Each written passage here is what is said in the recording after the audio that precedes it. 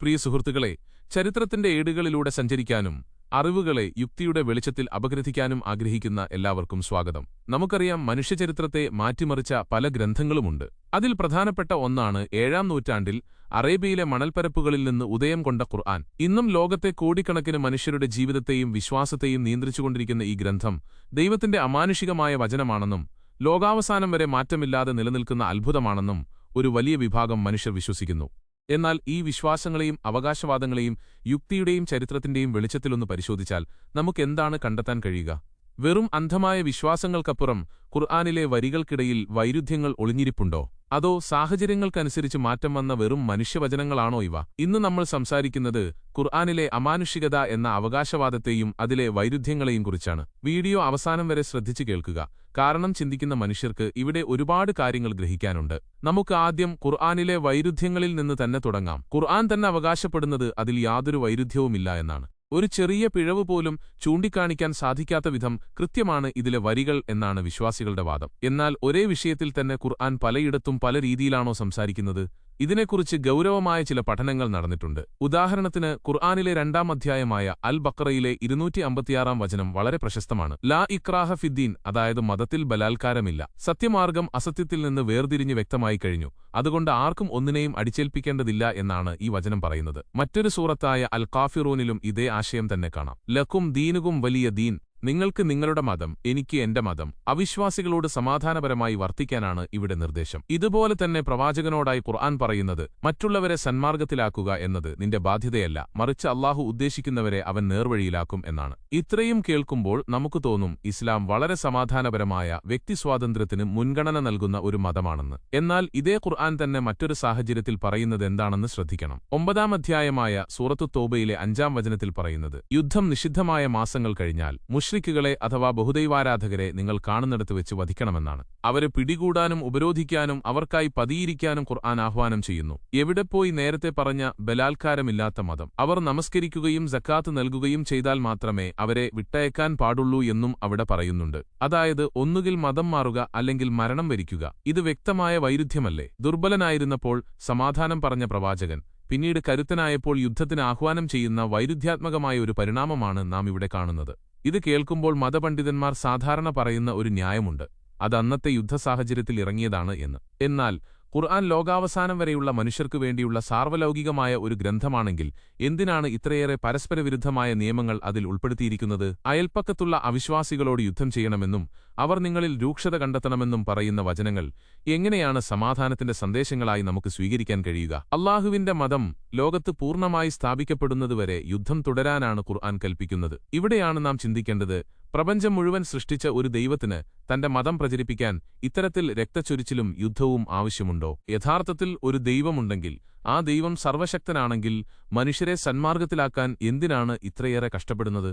ഒരു വാക്കുകൊണ്ട് പ്രപഞ്ചത്തെ സൃഷ്ടിച്ച ദൈവത്തിന് മനുഷ്യരുടെ മനസ്സുകളിൽ മാറ്റം വരുത്താൻ കഴിയില്ലേ? 7-ാം നൂറ്റാണ്ടിലെ അറേബ്യയിൽ ഒരു മനുഷ്യനെ തിരഞ്ഞെടുത്ത് അദ്ദേഹത്തിന് മാത്രം മനസ്സിലാകുന്ന ഭാഷയിൽ വചനങ്ങൾ നൽകി അത് പ്രചരിപ്പിക്കാൻ വാളും യുദ്ധവും ഉപയോഗിക്കേണ്ടി വരുന്നത് ഒരു ദൈവികമായ രീതിയല്ല, മറിച്ച് അതൊരു ഗോത്രത്തലവന്റെ രീതിയാണ്. അറേബ്യയിലെ അന്നത്തെ സാഹചര്യങ്ങൾക്കും പ്രവാചകൻ മുഹമ്മദിന്റെ വ്യക്തിപരമായ ആവശ്യങ്ങൾക്കും രാഷ്ട്രീയ ലക്ഷ്യങ്ങൾക്കും അനുസരിച്ചാണ് ഖുർആൻ വചനങ്ങൾ ഓരോ കാലഘട്ടത്തിലും രൂപപ്പെട്ടതെന്ന് സൂക്ഷ്മമായി പരിശോധിച്ചാൽ നമുക്ക് മനസ്സിലാകും. മക്കയിലെ ഖുറൈശികൾ അന്ന് മുഹമ്മദിനോട് ചോദിച്ച ഒരു പ്രധാന ചോദ്യമുണ്ടായിരുന്നു, ഇതൊക്കെ വെറും പഴങ്കഥകളല്ലേ എന്ന്. ഖുർആനിൽ തന്നെ ഇതിന് തെളിവുണ്ട്. അവർ പറയുമായിരുന്നു, ഇതൊക്കെ ഞങ്ങളുടെ മുൻഗാമികൾ പറഞ്ഞുതന്ന കഥകളാണ്, ആരോ നിനക്കിത് ഓതിത്തരുന്നതാണ് എന്ന്. അക്കാലത്ത് അറേബ്യയിൽ ഏകദൈവ വിശ്വാസം ഒരു പുതിയ കാര്യമായിരുന്നില്ല എന്നതും നാം ഓർക്കണം. 360 വിഗ്രഹങ്ങളെ ആരാധിച്ചിരുന്നെങ്കിലും അല്ലാഹു എന്ന പേര് അവർക്ക് പരിചിതമായിരുന്നു. പ്രവാചകന്മാരും വെളിപ്പാടുകളും അക്കാലത്ത് അറേബ്യൻ ഗോത്രങ്ങളിൽ സാധാരണമായിരുന്നു. മുഹമ്മദ് നബിയുടെ കാലത്ത് തന്നെ ജീവിച്ചിരുന്ന മുസൈലിമയെപ്പോലെയുള്ളവർ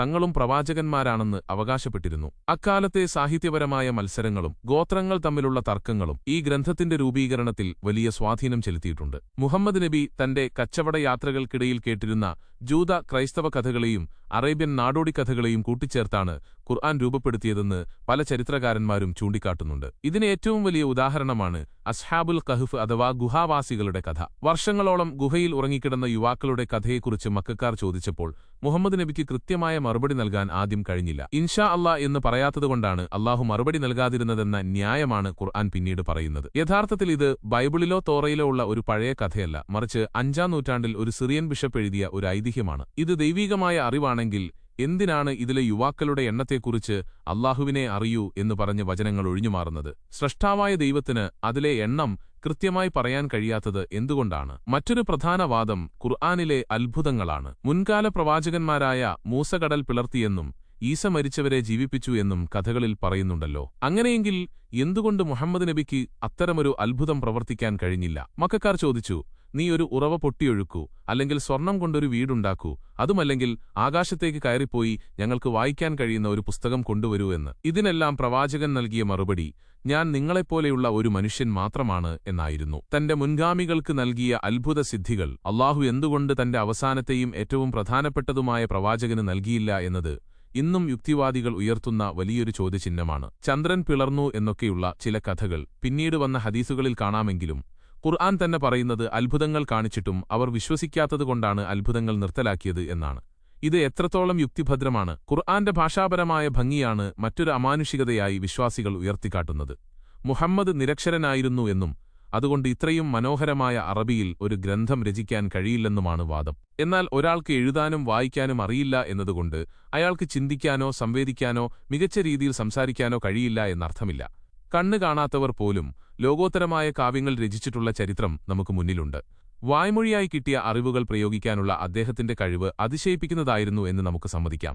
പക്ഷേ അതൊരു അമാനുഷിക കൃത്യമാണെന്ന് കരുതാനാവില്ല. മാത്രമല്ല, ഖുർആനിലെ പ്രാസങ്ങളെക്കുറിച്ച് വലിയ കാര്യമായി പണ്ഡിതന്മാർ പറയാറുണ്ട്. എന്നാൽ ഇതേ രീതിയിലുള്ള പ്രാസഭംഗി ലോകത്തെ എല്ലാ ഭാഷകളിലെയും ക്ലാസിക് കൃതികളിൽ നമുക്ക് കാണാൻ കഴിയും. മലയാളത്തിലെ കുഞ്ചൻ നമ്പ്യാരുടെ തുള്ളൽ കൃതികളിലും ആധുനിക കാലത്തെ വരികളിലും വരെ ഇത്തരം മനോഹരമായ പ്രാസങ്ങളുണ്ട്. അന്ത്യപ്രാസമുണ്ടെന്നത് ഒരു ഗ്രന്ഥം ദൈവികമാകാനുള്ള മാനദണ്ഡമല്ല, മറിച്ചത് ഭാഷാപരമായ ഒരു സാങ്കേതിക തികവ് മാത്രമാണ്. ജബർ എന്ന് പറയുന്ന ഒരു വിദേശി മുഹമ്മദ് നബിയെ ഈ കഥകൾ പഠിപ്പിക്കുന്നുണ്ടെന്ന് അന്ന് മക്കക്കാർ ആരോപിച്ചിരുന്നു. അതിന് ഖുർആൻ നൽകുന്ന മറുപടി വളരെ വിചിത്രമാണ്. ജബർ ഒരു അറബി ഭാഷക്കാരനല്ല, ഖുർആനാകട്ടെ ശുദ്ധമായ അറബിയിലുമാണ് എന്നാണ് അല്ലാഹു പറയുന്നത്. ഇതൊരു ബാലിശമായ വാദമല്ലേ? ഒരാൾക്ക് ഒരാശയം മറ്റൊരു ഭാഷയിൽ പകർന്നു കിട്ടിയാൽ അത് സ്വന്തം ഭാഷയിൽ മനോഹരമായി അവതരിപ്പിക്കാൻ കഴിയില്ലേ?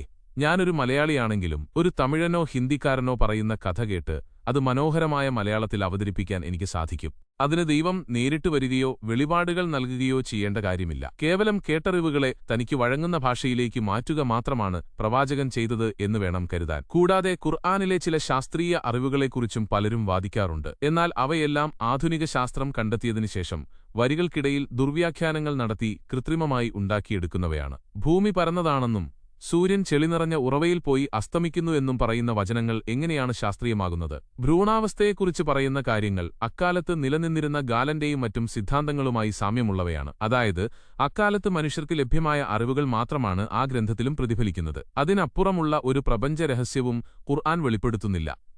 ചുരുക്കത്തിൽ ഖുർആൻ എന്നത് 7-ാം നൂറ്റാണ്ടിലെ ഒരു മനുഷ്യൻ തന്റെ ചുറ്റുമുള്ള സാഹചര്യങ്ങളെയും താൻ കേട്ടറിഞ്ഞ പുരാണങ്ങളെയും തന്റെ രാഷ്ട്രീയ സാമൂഹിക ലക്ഷ്യങ്ങൾക്കായി കോർത്തിണക്കിയ ഒരു ഗ്രന്ഥമാണെന്ന് ചരിത്രം പരിശോധിച്ചാൽ നമുക്ക് മനസ്സിലാക്കാം. യുദ്ധം ചെയ്യേണ്ടി വരുമ്പോൾ യുദ്ധത്തിന്റെ വചനങ്ങളും സമാധാനം ആഗ്രഹിക്കുമ്പോൾ സമാധാനത്തിന്റെ വചനങ്ങളും സാഹചര്യത്തിനനുസരിച്ച് അവതരിപ്പിക്കപ്പെട്ടു. ഇതിനെ അമാനുഷികമെന്നോ വൈരുദ്ധ്യങ്ങളില്ലാത്ത ദൈവിക ഗ്രന്ഥമെന്നോ വിളിക്കുന്നത് കേവലം വിശ്വാസത്തിന്റെ പുറത്തു മാത്രമാണ്. നിഷ്പക്ഷമായി ചിന്തിക്കുന്ന ആർക്കും ഇതിലെ മനുഷ്യസഹജമായ കുറവുകൾ കണ്ടെത്താൻ കഴിയും. കേവലം കേട്ടറിവുകളിൽ വിശ്വസിക്കാതെ സത്യമെന്തെന്ന് അന്വേഷിക്കാൻ നാം തയ്യാറാകണം. ഈ വീഡിയോയെക്കുറിച്ച് നിങ്ങളുടെ നിഷ്പക്ഷ അഭിപ്രായങ്ങൾ എന്താണെന്ന് താഴെ കമന്റ് ചെയ്യുക. എല്ലാവർക്കും നന്ദി.